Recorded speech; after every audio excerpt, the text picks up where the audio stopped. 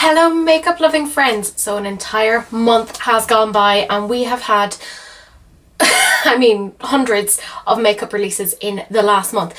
So what we're doing today is just a quick August roundup. So the top 10 things that I think were the most interesting releases this month. So let's just get straight into it. I want to make it clear that when I'm talking about these, I'm not ranking them from like 10, 9, 8, 7, 6, 5, 4, 3, 2, 1.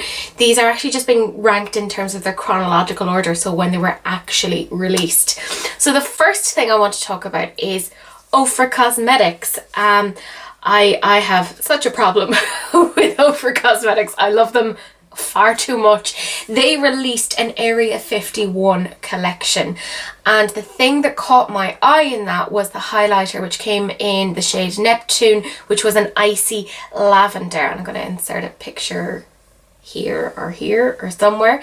I just thought it was such an unusual color, and I'm always really happy with how Oprah highlighters perform on my skin, so I did end up buying that. I managed to refrain from buying the lip set, even though it did look beautiful, but my concern around that was that I don't really tend to wear shimmery lipsticks that often. I prefer having a more matte shade and maybe putting a gloss on top like I have done today. So the next thing that I wanted to talk about was the Kaleidos makeup release, and they released Futurism 4, which is a VR neon, and Futurism 5, which was the electro turquoise. I initially thought I was only going to get the neon, but I figured out it made just as much sense because I could qualify for free shipping because this is the way my mind works, if I got the electro turquoise as well. So it was only like an extra $10, and I was like, well, I might as well get them, and then I have the whole collection because that's apparently the way my mind works.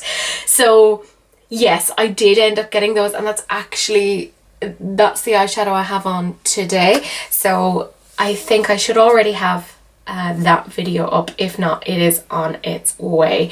So I thought that was a really, really interesting release.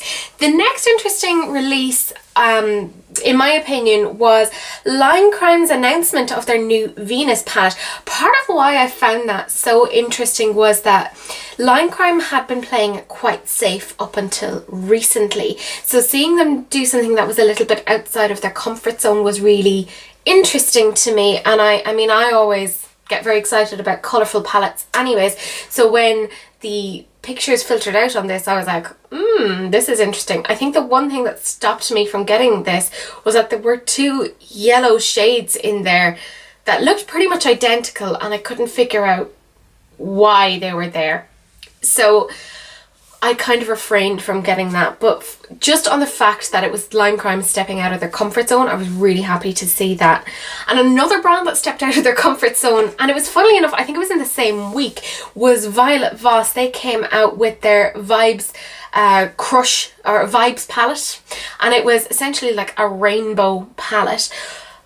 But considering Voss are usually known for very safe makeup, this was very, very unusual for them, and I thought it was a very appropriate sister palette to their existing. They've like a rainbow shimmer palette, so I thought, well, that actually makes an awful lot of sense to have a matte palette to accompany that, and that was retailing for $30. Now I didn't end up getting it because well, if anyone looks at my makeup collection, they will know I have a problem. I love the eyeshadow, and I have a lot of it, and I have a lot of colourful eyeshadow, but I did find it interesting just because it was going away from what Voss are generally known for, so kudos to them, well worth mentioning.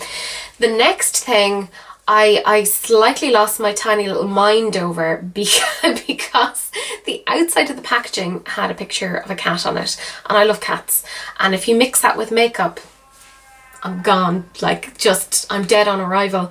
So they kind of gave a sneak peek first and of just the outside. I was like, there's a cat. If it's interesting on the inside, I will probably get this. And it was interesting on the inside. It was all these kind of fun kind of pastel shades that had like a video game theme. So I did end up getting that, and it's actually arrived in the post today. So I don't know if I'll have a video up of a first impressions before this goes up, but If I do, I'll link it somewhere.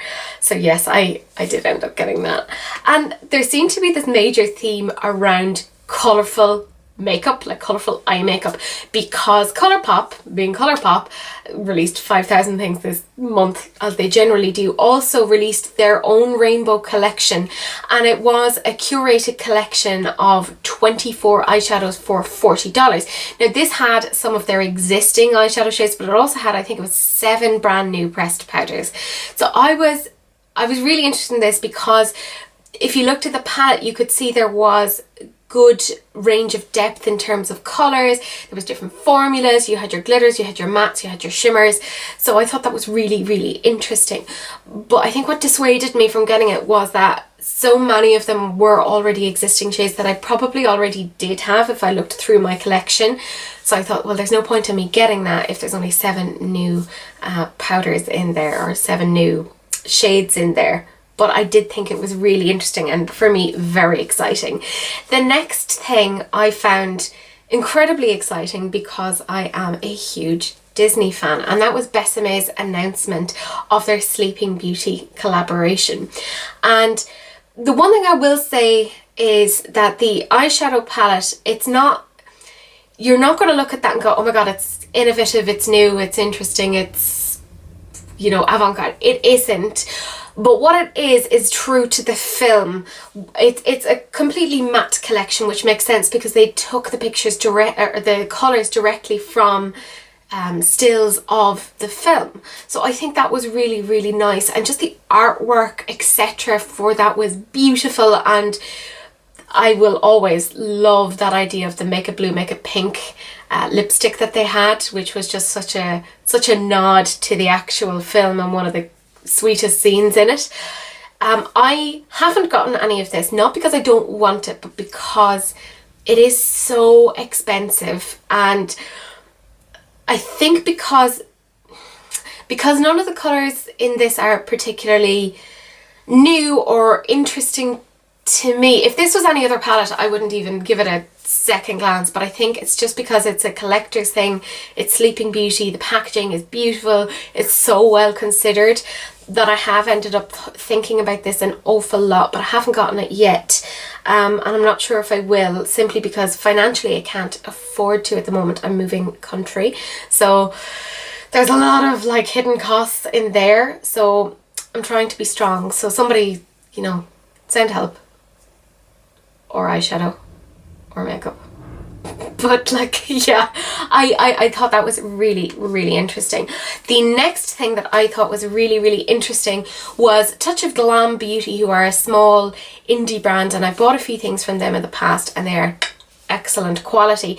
So when she announced that she was coming out with a Halloween collection, I was like, I wonder what this will be like. So she ended up coming out with what she calls mega dimensional mega chromes. So I mean, it's basically, I think she said it's like this tie-dye formula, so you have several colours within one pan, and I'm really interested in it, and it is limited edition, but I think it's like £192 or something like that, and it is super expensive. But I can understand why it is that price, because she makes this herself, she presses this herself. The ingredients that go into a multi-chrome are more expensive than if you're formulating a matte.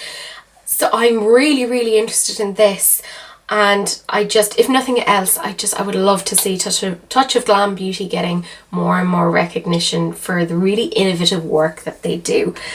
The next thing is Anasazi Beverly Hills, hot off the heels of the Jackie Aina palette. They barely even let that release. They came out with the Norvina collection, and they said that this was part 1, so they're going to come out with a part 2. So I wasn't interested in the coral lipsticks because I was like, what's going on? There's no differentiation between these, and you'll see that in a previous episode of mine. But I was interested in the eyeshadow palette for several reasons. This very much deviated from the general look and aesthetic of what we see in Anastasia Beverly Hills.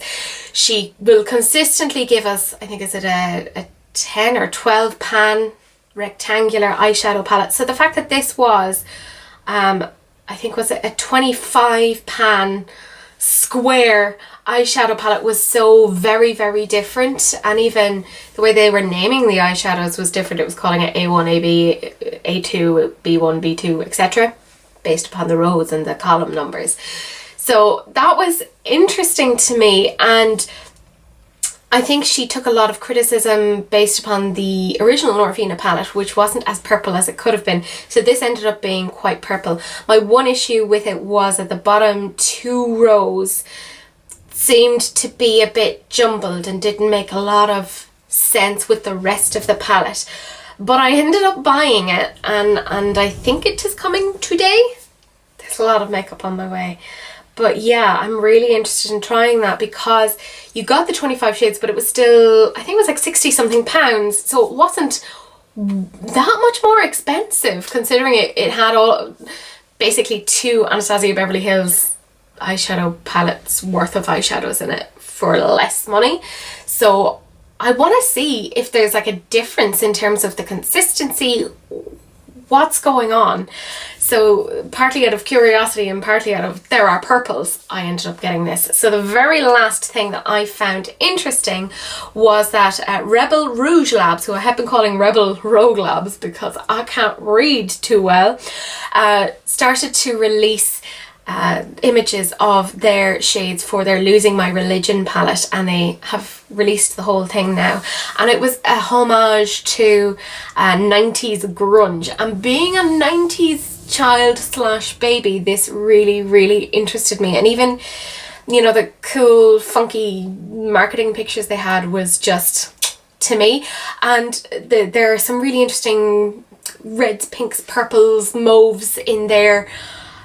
But when I saw it all together, it didn't 100% make sense to me. I think I saw like a quad together and I was like, oh, that's nice. But then seeing the whole palette together, I wasn't 100% certain. But I do still think it was one of the more interesting releases this month. So that's it. I've talked about what I think are the 10 most interesting things. If there's anything that you think should have been included in that top 10, comment below. Let me know. You know, this is what it's all about. Feel free to like, comment, subscribe, do whatever you want. But most of all, enjoy the rest of your day. Bye.